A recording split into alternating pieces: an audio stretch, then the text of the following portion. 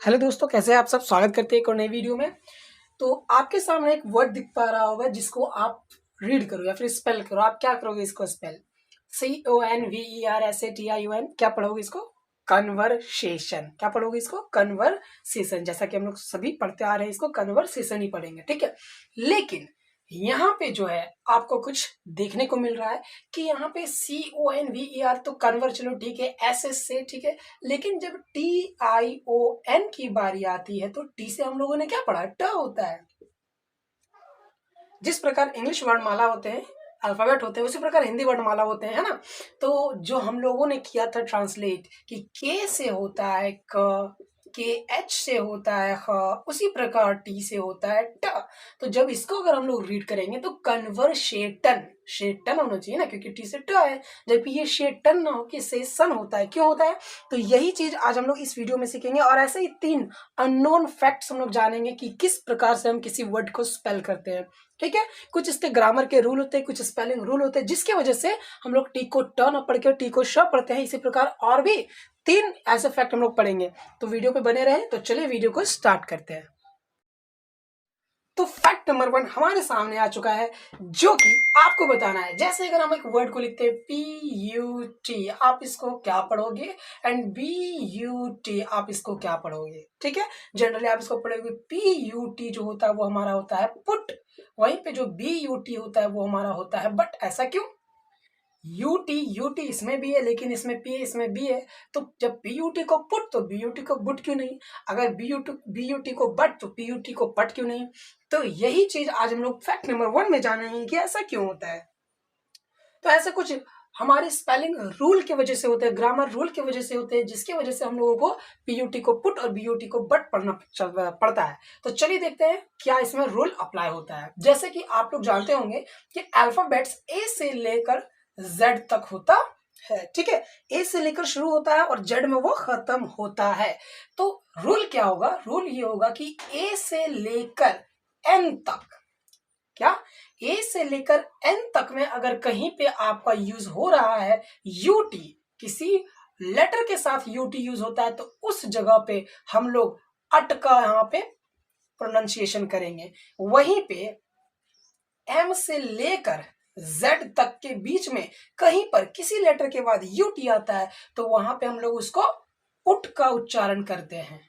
नहीं समझ पा रहे हैं? चलिए वर्ड से समझते हैं। जैसे मैंने कहा ए से एन तक अगर रहे तो जो पी है आपका, ठीक है, जो पी है आपका वो किस में आता है? इसके बीच में आता है MNOP। MNOP मतलब एम से जेड के बीच में क्या आता है? पी आता है। तो जब एम से जेड के बीच में रहता है तो यूटी को उट कहते हैं, अट नहीं कहते हैं। एम से जेड के बीच में अगर यूटी आता है आपका तो उसको हम लोग उट कहेंगे। इसीलिए हम लोग यहाँ पे PUT को पुट पढ़ते हैं। जबकि ए से लेकर एन के बीच में अगर कोई लेटर हो, जैसे बी जो है वो ए के बाद यानी ए से एन के बीच में आता है, तब ए से एन के बीच में अगर बी आता है उसके बाद यूटी को जोड़ेंगे तो हम लोग यूटी को क्या पढ़ेंगे? अट पढ़ेंगे। यानी कि बी से होता है बट और यूटी, बी से ब और यूटी से अट, यानी कि ये क्या हो जाएगा? बट, ठीक है। और उसी प्रकार एम के बाद आया था हमारा पी, इसलिए हम लोग पढ़ते हैं पी से प और यूटी से उट, तो मिलके हुआ वो पुट। समझ में आया? चलिए अगले फैक्ट की ओर बढ़ते हैं।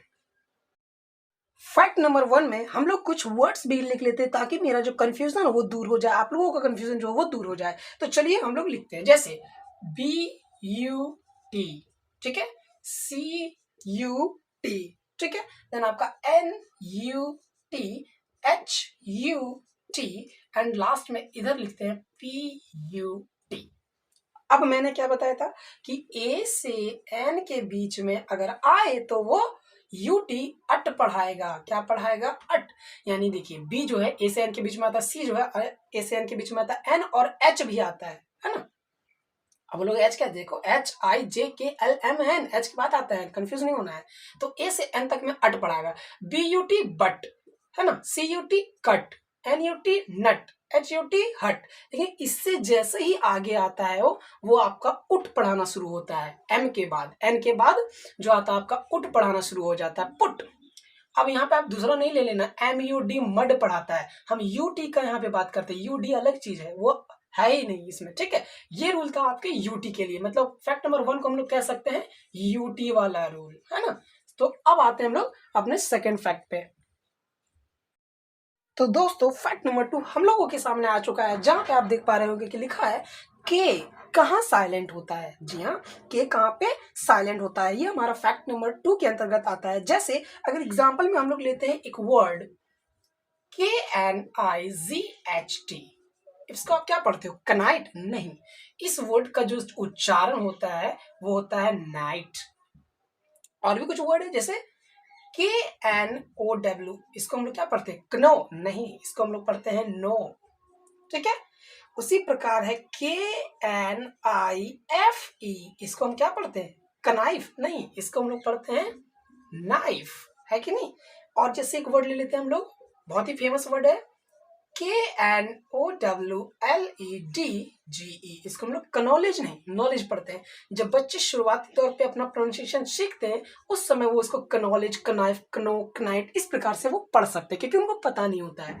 तो ये क्या रूल इस पे होता है, तो ये भी बहुत बेसिक रूल है। क्या बेसिक रूल है, चलिए देखते हैं कि अगर के बाद, किसके बाद, के बाद एन रहे, क्या रहे, के बाद एन रहे, और उसके बाद अगर वॉवेल रह जाए, नहीं समझे, कोई भी ऐसा वर्ड जिसमें के बाद एन और उसके ठीक बाद वॉवेल रहे, के बाद एन और उसके ठीक बाद वॉवेल रहे, तो वहां पे हम लोग के का उच्चारण नहीं करते हैं। जैसे यहाँ पे देख पा रहे होगे आप, के एन के बाद आई एक वॉवेल है। वॉवेल क्या होते हैं, वॉवेल होते हैं आपके ए, ई, आई, ओ और यू, ये 5 होते हैं आपके वॉवेल।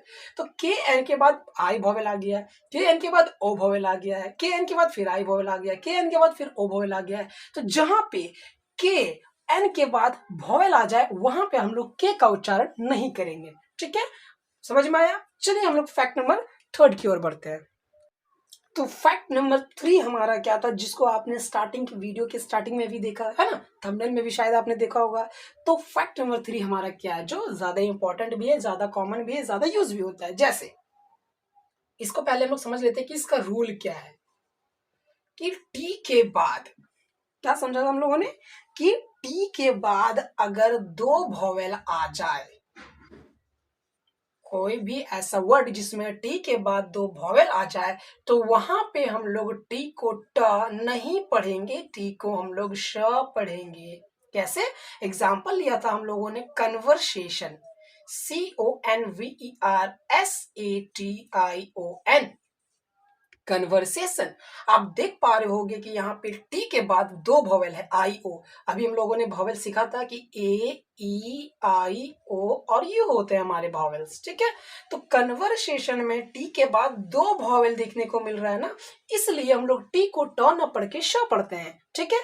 एक चीज का यहाँ पे ध्यान रखना है कि जो टी होगा आपका वो स्टार्टिंग में नहीं होगा। इससे पहले जो 2 हम लोगों ने पढ़े रूल्स, उसमें क्या था कि फर्स्ट स्टार्टिंग में ही था हमारा जो भी रूल था, लेकिन इसमें क्या है कि आपका लेटर जो होगा वो बीच में होगा या लास्ट में होगा, स्टार्टिंग में बिल्कुल नहीं होगा। क्योंकि स्टार्टिंग में एक वर्ड लेते हैं हम लोग TEA, इसको हम लोग क्या पढ़ते हैं, टी पढ़ते हैं, चाय, है ना, TEA। तो आप ये मत कह देना कि इसमें भी टी के बाद 2 वॉवेल है तो इसमें हम लोग टी को ट क्यों पढ़ दिए, क्योंकि ये स्टार्टिंग में हो रहा है। ये रूल केवल आपको मिड या लास्ट में देखने को मिलता है, ठीक है।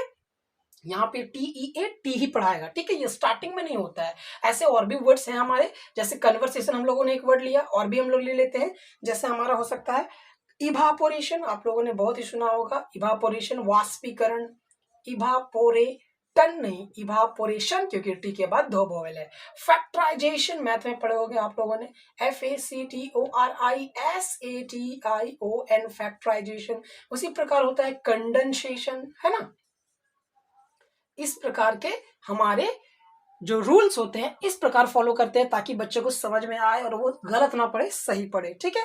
तो ये तो हमारा 3 फैक्ट वाले थे, और मैं आपको अपनी तरफ से कुछ और भी चीजें बता देना चाहता हूं जो आपको जरूरी है। अगर आप पढ़ते लिखते हैं तो आपको ये जरूरी है जानना कि ऐसा क्यों होता है आखिर। जैसे आपको एक चीज बता दूं कि कोई भी वर्ड अगर क्यू से शुरू होता है तो उसके बाद यू ही आएगा, ठीक है। आप कोई भी वर्ड जब पढ़ते हैं तो क्यू के बाद यू ही आएगा, ये एक फैक्ट है, देख लो आप। QUIT क्विट होता है, स्क्वायरल होता है SQUIRREL, एस के क्यू के बाद क्या आया, यू आया। उसी प्रकार क्वायरल QUARREL, झगड़ालू होता है, झगड़ा करना होता है, ठीक है। और इसी प्रकार जो क्विट हो गया तो क्यू के बाद यू ही आता है। ये कोई फैक्ट नहीं है, ये एक क्या कह सकते हो कि आपका हमेशा रूल जैसा बैठ गया कि हमेशा ये यूज होता है, ठीक है। इसके बावजूद एक मेरी तरफ से जिसको आप कह सकते हो कि एक बोनस फैक्ट है जो मैं आपको बता रहा हूं। क्या है, बोनस फैक्ट। जैसे आप कहीं पे वर्क करते हो आपको बोनस मिलता है, इसमें भी बोनस मिलेगा, ठीक है। तो अगर अभी अब तक आपने चैनल को सब्सक्राइब नहीं किया तो चैनल को सब्सक्राइब करें, इसी प्रकार की वीडियोस आपको मिलते रहेंगे। तो बोनस फैक्ट क्या है, चलिए देखते हैं। जैसे हम लोगों ने एक वर्ड लिखा HONEST, आप इसको क्या पढ़ोगे, हॉनेस्ट नहीं, इसको हम लोग पढ़ते हैं ऑनेस्ट। क्या पढ़ते हैं इसको हम लोग, ऑनेस्ट। एक और वर्ड ले लेते हैं जैसे आवर, HOUR, क्या पढ़ेंगे हम लोग, आवर। या फिर ले लेते हैं ऑनर, HONUR, इसको हम लोग हॉनर नहीं, इसको हम लोग पढ़ते हैं ऑनर, ठीक है। ऑनरेबल, रिस्पेक्टेड जैसे होता है ना, उसी प्रकार honourable director sir, honourable prime minister sir, इसी प्रकार से ऑनरेबल को जो ऑनर वर्ड होता है वो अ से शुरू होता है। क्या होता है इसमें, क्या फैक्ट है, इसमें यही फैक्ट है कि जब कभी भी